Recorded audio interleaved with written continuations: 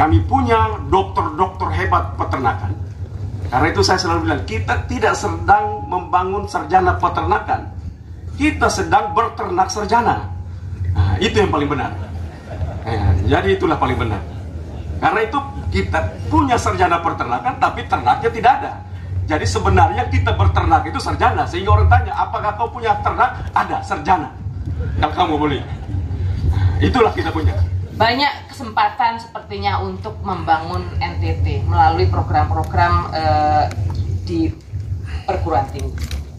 Sejak awal berdirinya L2 Dikti 15 Dikti ini, mereka punya peran yang lumayan membantu kami dalam banyak hal. Pertama, penyiapan sumber daya manusia, terus membantu untuk meneruskan, memperjelas program-program pemerintah terkait dengan Merdeka Belajar, Kampus Merdeka.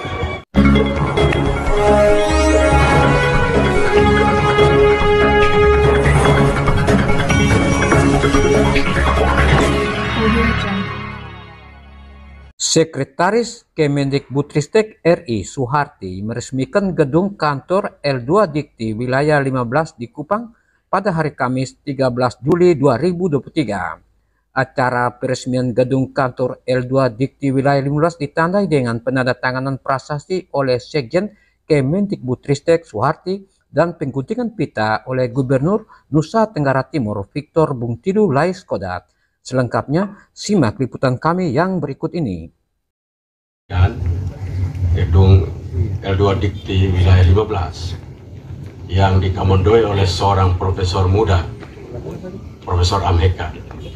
Terima kasih karena salah satu profesor muda yang berkarir di Nusa Tenggara Timur yang memberikan kontribusi untuk membangun pendidikan di Nusa Tenggara Timur. Tentu hadir di sini juga para ketua yayasan, para rektor perguruan tinggi baik swasta maupun negeri. Saya bersyukur dan sebagai gubernur tentunya saya sangat gembira untuk sebuah konsolidasi dari kelembagaan perguruan tinggi untuk menghasilkan generasi yang unggul ke depan. Pengetahuan itu memang belum dimaknai dengan baik di dalam keseharian kita. Saya banyak bertemu, bahkan saya sendiri dulu kita mengejar semangat cita-cita dalam pendidikan itu kalau kita memperoleh gelar. Karena itu orang akan bangga kalau punya gelar. Saya sedikit terganggu kalau orang panggil gelar saya, tapi ya udah, namanya kita memarah orang kan susah. Tapi sebenarnya saya tidak bangga dengan gelar saya. Karena itu bukan cita-cita saya. Saya bangga bila ilmu saya bisa dapat dinikmati oleh orang lain. Karena itu kreatif minoriti seorang intelektual itu bukan terlihat bagaimana dia seorang bergelar profesor, doktor, insinyur, doktorandus, tapi kreatif minoriti seorang intelektual adalah berguna buat dirinya sendiri, dia tidak tergantung kepada siapapun, dan dia mampu untuk membangun itu buat lingkungan sekitarnya, terhadap sesamanya untuk bertumbuh dengan baik. Kalau itu menjadi tujuan, maka sangat jauh dunia pendidikan hari ini dengan cita-cita yang ingin kita raih itu. Saya mengecek hasil riset dari Harvard University untuk orang-orang yang summa cum laude, itu semua peneliti terbaik dunia. Bagus, memang perlu juga kelompok itu. Yang cum laude adalah manajer-manajer terbaik di dunia. Bagaimana yang tamat pas-pasan? Mereka lah pemilik perusahaan besar dunia. Saya cek kenapa summa cum laude ini tidak pernah pemilik perusahaan besar. Rupanya ini kurang berani. Jadi yang dibangun ya intellectual quotient-nya, tetapi adversity quotient-nya tidak dibangun. Sementara kita tahu bahwa kita perlu daya tahan kita, perlu dibangun. Perguruan tinggi, begitu orang masuk, tidak boleh diperlakukan dia sebagai anak mahasiswa. Dia menjadi mitra daripada intelektual kita, mitra dari pengetahuan kita. Jadi kalau mama ada profesor yang menahan anak sampai bolak-balik skripsi, disertasi, tesis berulang-ulang itu sakit profesor itu. Itu tahun 1500 boleh loh. Kalau tahun sekarang nggak penting karena you menjadi mitra, punya mitra strategis untuk bangun pengetahuan. Dan pengetahuan itu bukan sampai pada level abstrak tapi harus dikonkretkan. Kita terlalu banyak melihat orang pintar, kita bilang, oh, pintar sekali. Apa? Pintar omong apa yang dia baca. Tapi begitu kerjakan apa yang dia tahu, itu tidak, itu masalah besar. That's why kenapa NTT itu tetap terpuruk dengan kekayaan yang begitu berlimpah. Karena kita tidak mampu mengerjakan kekayaan itu dengan baik. Karena kita mentoknya pada sertifikat kita saja. Selesai sertifikat menjadi seorang dokter. Marah dia kalau nggak dipanggil dokter. Ada sempat dalam sebuah panggilan Victor Laiskodat, ada dokternya marah dia, dokter saya. Dia tidak tersinggung kalau saya tidak tersinggung. Saya tersinggung bila saya tidak dianggap Pak dalam sebuah kegiatan-kegiatan besar, karya-karya saya tidak pernah disebutkan. Nah itu saya marah, karena itu bentuk intelektual saya di sana. Pertanggungjawaban intelektual saya ada di situ. Karena itu pertemuan hari ini yang baik ini dalam suasana yang sukacita dan damai sejahtera tentunya, saya ingin untuk mendorong kita untuk bagaimana kita mampu melahirkan sebuah desain pendidikan yang saya berterima kasih kepada Menteri Pendidikan, tentunya Ibu Sekjen dan seluruh komponen yang ada pada dunia pendidikan hari ini, Indonesia, melahirkan sebuah konsep berpikir yang begitu baik tentang merdeka belajar. Itu sebuah konsep yang sangat luar biasa menurut saya. Kita terbebas, menjadi born free. Manusia yang terlahir bebas. Manusia yang hidup dalam kangkangan atau penjara dirinya sendiri itu berat. Kita menjadi manusia pendidikan, manusia pengetahuan, manusia intelektual itu manusia yang terlahir bebas. Dia hidup dalam kebebasan berpikir. Alam semesta yang begitu luar biasa, dia terbebas untuk melahirkan pikiran-pikiran yang brilian. Karena kita, menurut saya belum. Lah contohnya tadi ya, kita ini sholat rajin, Jumat masjid, gereja hari Minggu, berdoa setiap hari, bangun pagi berdoa, mati-matian berdoa.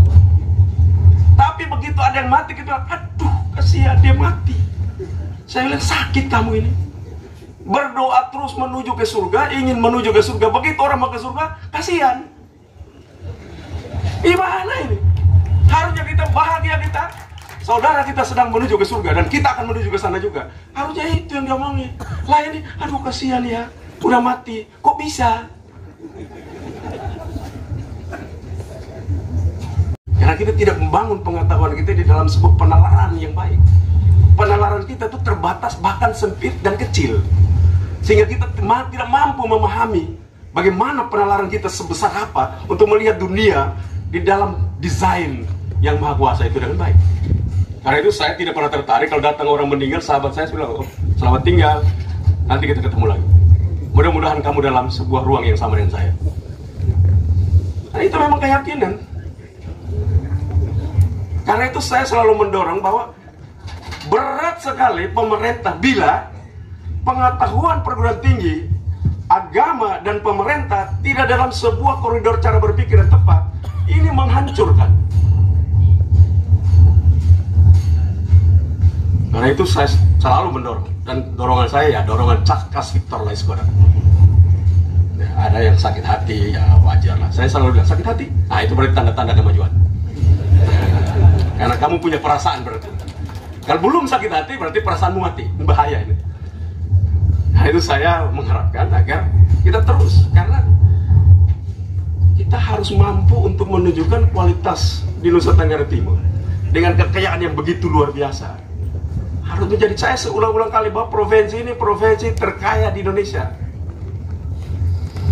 Bila isu dunia hari ini pangan, air, energi, khususnya energi renewable energy, dan populasi. 4 isu besar dunia hari ini. Maka NTT, energi, renewable energy Nusa Tenggara Timur adalah yang terbesar di Republik ini.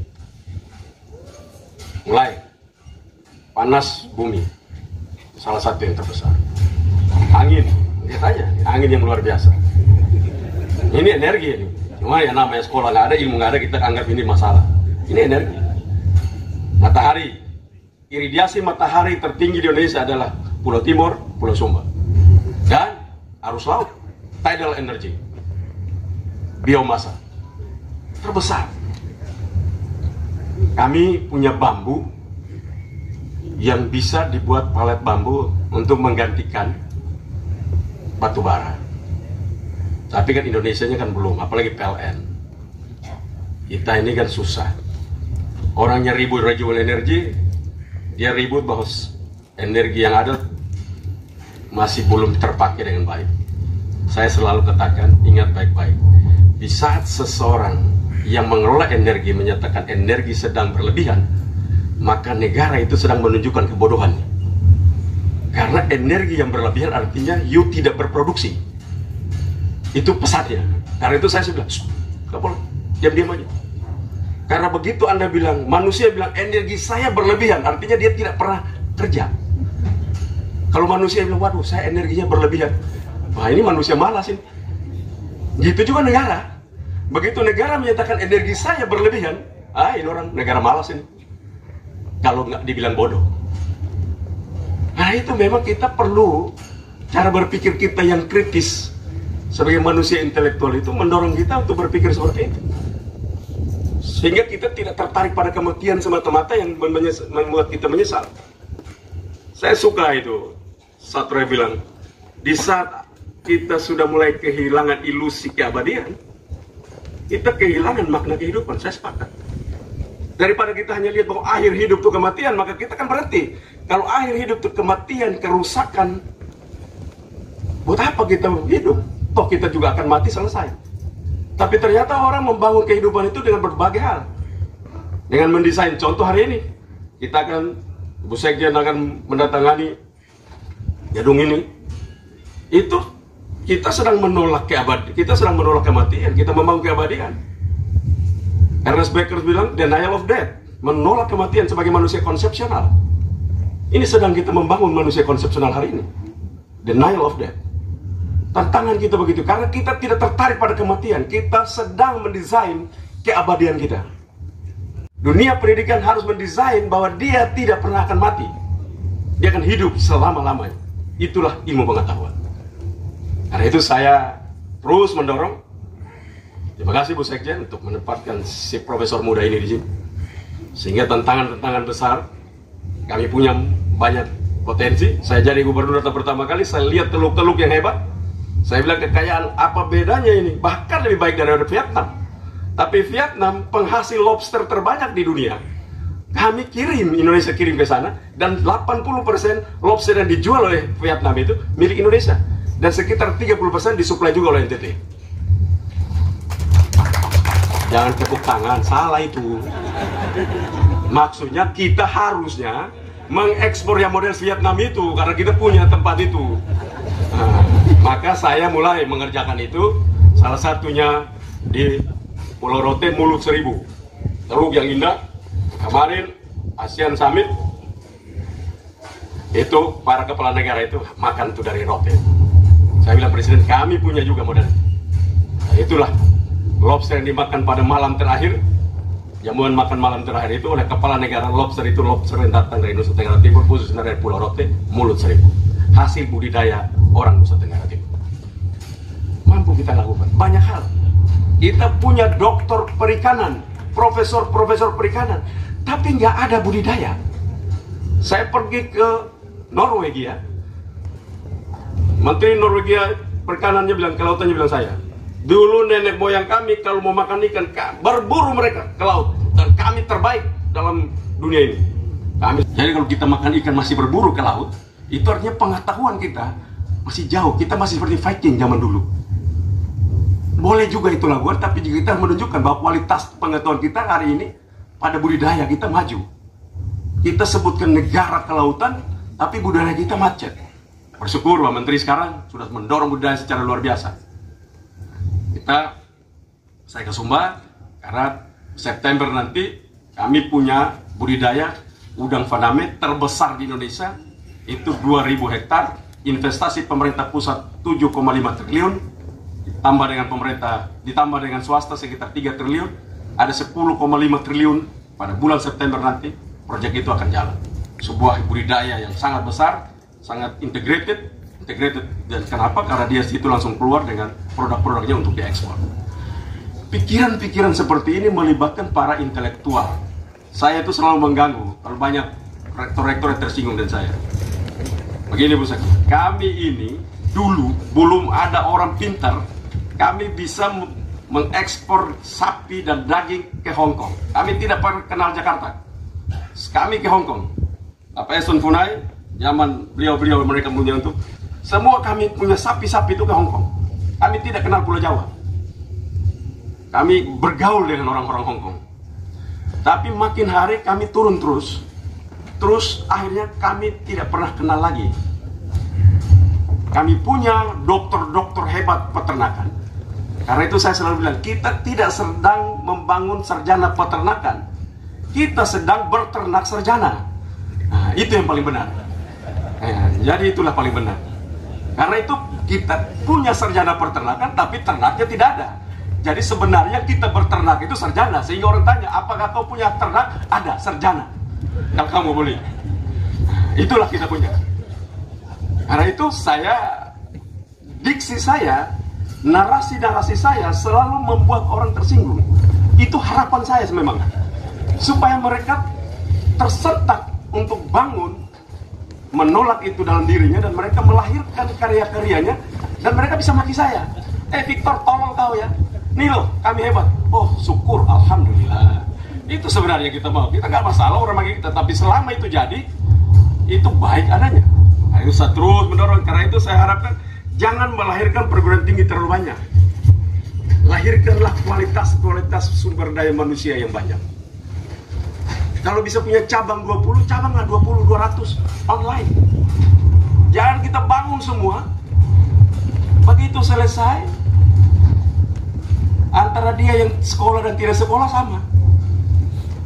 Seorang petani jual kacang tanah untuk menyekolahkan anaknya menjadi sarjana pertanian.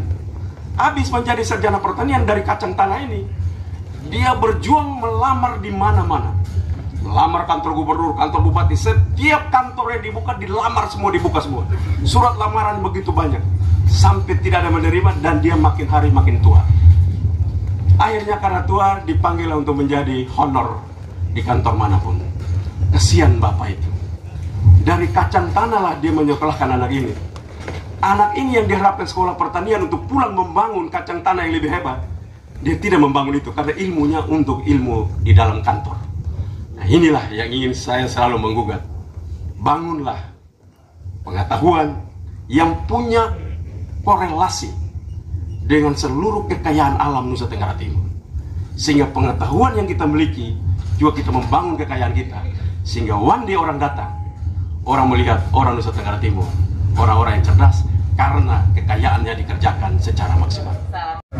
Yang sama-sama kita hormati Bapak Gubernur Provinsi Nusa Tenggara Timur, Bapak Victor Laikosdat. Saya tidak akan menyebut Laikosdat, mohon maaf, saya tidak akan menyebut gelarnya. Para tokoh masyarakat NTT, Bapak Ibu pimpinan perangkat daerah, memerintahkan puji syukur pada Tuhan Yang Maha Kuasa karena akhirnya gedung LLDT wilayah 15 terselesaikan. Setelah mengalami beberapa kendala, pekerjaan yang cukup panjang, ditambah lagi karena adanya COVID-19 yang melanda dunia. Bapak dan Ibu semuanya, dengan adanya gedung ini, tentunya kita semakin berharap lebih pada LLDT wilayah 15 karena kita harapkan layanannya menjadi lebih baik. Pegawainya bisa bekerja dengan lebih nyaman. Jadi tidak terlalu berlebihan kalau kami juga berharap Bapak Gubernur agar LLDIKTI wilayah 15 ini bisa bersama-sama dengan perguruan tinggi swasta yang sampai 58 dan perguruan tinggi negeri 4 perguruan tinggi betul-betul bisa membangun SDM NTT. Tidak hanya menelurkan sarjana, menjadikan sarjana peternakan, tetapi betul-betul menciptakan SDM yang bisa membangun NTT dengan sumber daya alam yang luar biasa. Tadi Pak Gubernur menyampaikan ini wilayah tercantik di dunia. Saya bisa membuktikan karena pada tahun 23 tahun yang lalu saya sudah snorkeling di wilayah Alor. Kami berterima kasih sekali Pak Gubernur tadi juga mengungkapkan terkait dengan Merdeka Belajar. Kebijakan Merdeka Belajar yang dinilai Pak Gubernur sangat baik karena memberikan kebebasan pada kita semua, pada peserta didik, pada pendidik dan tenaga pendidikan untuk berkreasi, menelurkan ide-ide tidak dikungkung oleh dirinya sendiri. Minat, bakat semua orang beda-beda, tidak semua orang ahli di bidang matematika, tidak semua orang bisa paham terkait dengan sejarah dengan baik. Masih banyak kesempatan sepertinya untuk membangun NTT melalui program-program di perguruan tinggi. Salah satunya, kita punya program kampus mengajar, Pak. Mengirimkan mahasiswa-mahasiswa kita untuk mengajar di sekolah-sekolah di daerah tertinggal, di sekolah-sekolah yang siswanya masih punya kompetensi yang rendah. Bayangkan, berapa ribu mahasiswa tadi disampaikan, 80.000 mahasiswa lebih. Kalau mereka diberi kesempatan untuk membangun NTT mulai dari sekarang tanpa harus menunggu mereka lulus, tanpa menunggu mereka jadi sarjana, tanpa harus mereka melamar pekerjaan di kantor gubernur, di kantor wali kota, bupati dan sebagainya. Sekarang sudah bisa dilakukan. Kita juga memberi kesempatan pada mahasiswa untuk belajar di tempat lain, di luar kampus, di luar kelas. Ini juga peluang yang sangat baik untuk anak-anak kita bisa langsung bekerja bersama dengan pemerintah daerah, membantu melihat potensi-potensi, membantu mencarikan solusi-solusi. Anak-anak NTT yang masuk SD terus bisa berlanjut pendidikannya sampai ke perguruan tinggi dan tentunya secara berkualitas. Karena tidak ada nilai tambah yang baik kalau kualitas yang diberikan tidak baik. Kemudian kesehatan, NTT juga tentunya masih mengalami masalah-masalah stunting. Mungkin sebagian juga termasuk dari 200-an kabupaten kota yang kasus stuntingnya cukup tinggi. Perguruan tinggi juga sekarang dimintakan tanggung jawabnya, Pak, untuk bersama-sama pemerintah daerah menyelesaikan masalah stunting. Kita bisa memberikan sosialisasi, meningkatkan pemahaman masyarakat bagaimana bisa hidup sehat, bagaimana bisa membesarkan putra-putri mereka dari sejak kandungan. Perguruan tinggi kita dikomandoi bersama dengan BKKBN, Pak, memiliki program tersebut. Dan Bapak dan semuanya, gedung ini tidak hanya fisik. Gedung ini perlu diberi jiwa. Jiwanya adalah tugas dan tanggung jawab pada Pak Kalem dan jajaran. Dan satu lagi, meskipun ini sederhana, tetapi rasanya penting. Tolong pemeliharaannya diperhatikan. Jangan biarkan kerusakan-kerusakan kecil membesar sehingga gedungnya rusak. Dan hadirkan senyum di gedung ini. Ketika Pak Gubernur datang, Pak Bupati datang, Wali Kota datang, Forkominda datang, pimpinan perguruan tinggi datang, harusnya disambut oleh senyum dari pegawai-pegawai LLDIKTI.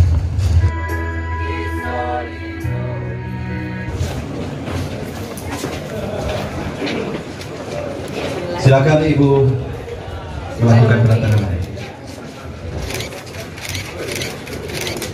Mari kita tepuk tangan yang paling meriah. Terima kasih. Dilanjutkan dengan pengguntingan pita secara bersama oleh Bapak Gubernur.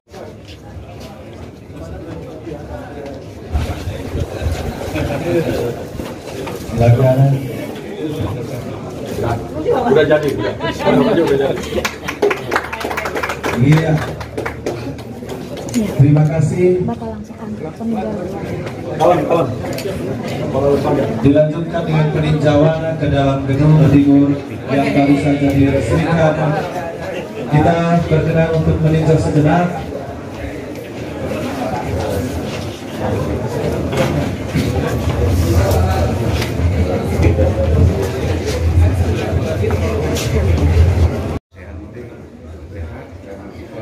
Sejak awal berdirinya L2 Dikti 15 DT ini, mereka punya peran yang lumayan membantu kami dalam banyak hal. Pertama, penyiapan sumber daya manusia, terus membantu untuk meneruskan, memperjelas program-program pemerintah terkait dengan Merdeka Belajar, Kampus Merdeka. Jadi secara keseluruhan itu mereka sangat berperan dalam membantu. Memang belum optimal karena ada banyak hal yang masih bisa kami harapkan dari L2 Dikti 15 ini. Seperti apa mungkin Bapak yang kami harapkan nanti juga yang selalu kami laporkan ke itu kan persoalan pertama yang dibutuhkan oleh kami Universitas Flores, dan saya rasa hampir semua perguruan tinggi di NTT itu adalah kami tidak punya penyimpanan dunia maya, tidak ada. Nah, akibatnya itu alat mengajar yang kita gunakan, RPS, hasil-hasil penelitian itu kita tidak bisa simpan secara online. Nah, kami berharap L2 Dikti memfasilitasi kami. Karena kita jauh sekali dari Jakarta ya. Kalau di Jawa itu karena murah, mudah, maka orang bisa menyelesaikan. Kalau ini sangat mahal, biaya itu sangat mahal, maka kami berharap L2 Dikti yang menyiapkan dan kami berlangganan. Bukan kami minta gratis, kami berlangganan. Terus yang kedua itu adalah jurnal-jurnal online itu kami sangat ya. Kalau kita di Jawa itu kita bisa saling kerjasama dengan perguruan tinggi. Semua perguruan tinggi yang di Flores ini kami kesulitan mendapatkan jurnal-jurnal, sehingga apa? Mempermudah kami untuk melakukan penelitian dan mempermudah kami untuk melakukan pengabdian. Tapi dalam pengembangan sumber daya manusia, L2 ini sudah sangat-sangat membantu, terlebih pada mendorong untuk beban kerja dosen, angka kredit, semua itu dorong untuk meningkatkan lektor kepala sampai dengan guru besar. L2 Dikti 15 sudah sangat membantu. Khusus untuk Unpro sendiri, harapan Bapak seperti apa? Peningkatan untuk ke depan? Kalau kami mengharapkan bahwa dalam 5 tahun ke depan kita harus sudah punya 5 atau minimal 3 lah. Kalau 5 tahun itu 3 orang guru besar yang dihasilkan dari, karena sudah lebih dari 40 tahun kita berdiri, kita harus sudah punya guru besar yang dihasilkan dari rahim Universitas Flores. Itu tujuan. Tetapi yang berikutnya juga kita tidak kalah itu, kami terbuka L2 Dikti 15 itu juga silakan mempromosikan kami supaya kami bisa menjadi mitra kerja dari perguruan tinggi yang ada di Indonesia, bahkan di luar negeri. Kami siap membantu. Untuk terakreditasi atau tidak akreditasi itu butuh biaya. Tentu bagi banyak perguruan tinggi yang baru muncul, itu tentu biaya. Nah, L2 Dikti mempermudah banyak prosedur-prosedur. Kalau dulu itu kan kita mesti konsultasi ke Bali. Biaya ke Bali itu dari desa itu 1,5 juta itu baru pergi. Belum pulangnya, belum akomodasinya dan lain-lain. Nah, urusan begini. Tapi dengan di Kupang, lalu dengan sistem online yang sedang dilakukan itu, maka L2 Dikti sangat membantu. Dan L2 itu mendorong itu dengan apa? Dengan setiap periode tertentu mereka akan mengevaluasi kami. Dan sangat-sangat membantu, karena kalau dulu itu kami kesulitan, kami hubungi Dikti 8 juga baik, cuma mereka terlalu jauh. Sekarang dengan dekat ini, dosen-dosen bisa sarap orang per orang untuk kenaikan pangkat dan sebagainya bisa langsung. Jadi kalau itu sangat-sangat membantu. Termasuk kemudian untuk sertifikasi tidak sekedar urusan administrasi. Semua bahkan kita bertelepon dengan semua kepala bidang yang ada, itu kita bertelepon dan mereka bersambut baik dengan apa yang kita lakukan. Bapak, hingga saat ini jumlah mahasiswa yang ada di Universitas Flores berapa, Pak? Kalau rata-rata kami 5.000-an ya, perangkatan kalau salah 1.000-an, karena memang sudah banyak perguruan tinggi yang ada di Flores ya. Kalau dulu memang kami satu-satunya, sekarang 5.000, jadi rata-rata perangkatan 1.000-an sehingga sekitar 500. Kalau boleh tahu, hingga saat ini total jumlah mahasiswa yang telah diwisudakan berapa? Saya tidak punya data pasti, tapi hampir sekitar 18.000-an. Kalau kami sudah 43 tahun, tahun ini 43 tahun, kami 18.000. Dengan jumlah dosen yang ada, berapa? Dosen yang ada itu kita sekitar 300-an. 300 dosen pegawai, totalnya sekitar 500. Dengan jumlah fasilitas kampus seperti apa sekarang? Artinya kami menyediakan, pertama, semua fakultas itu punya kampus sendiri-sendiri. Semua prodi mendapatkan fasilitas yang sama. Kalau prodi-prodi yang membutuhkan lab, yang eksak membutuhkan lab, termasuk juga bahasa Inggris dan sebagainya, kami sediakan. Lalu kami punya klinik sendiri, ada dokternya untuk mendengar itu. Lalu kerjasama dengan Uskupan Agung IND, kami punya kampus ministry untuk generasi muda, orang-orang muda. Nah, jadi boleh dikatakan kami sekarang saat ini kami sedang per September ini kami akan melakukan penerimaan mahasiswa baru. Pertama itu untuk PPG, pendidikan profesi guru, dan yang kedua magister manajemen. Kita berharap tahun depan kita sudah bisa membuka MPD, magister manajemen pendidikan. Pada momen yang baik ini, apakah ada hal lain yang hendak Bapak sampaikan? Karena ini belum mulai tahun perkuliahan, maka melalui media ini mari L2 Dikti mempercayakan kami untuk menyelenggarakan pendidikan, dan kami tidak main-main dalam menyelenggarakan pendidikan. Bahwa masih ada banyak kekurangan, ya. Tetapi Bapak Ibu sekalian yang mendengarkan atau menonton acara ini atau membaca berita ini, mari datang ke Universitas Flores. Kami tunggu untuk putra-putri Anda yang baru tamat SMA. Sebut nama lengkap dan jabatan, Pak. Saya, kalau pakai gelar, maka saya Dr. Laurentius Dominikus, AKT, akuntan, Ketua Yayasan Perguruan Tinggi Flores yang menaungi Universitas Flores. Terima kasih. Ya,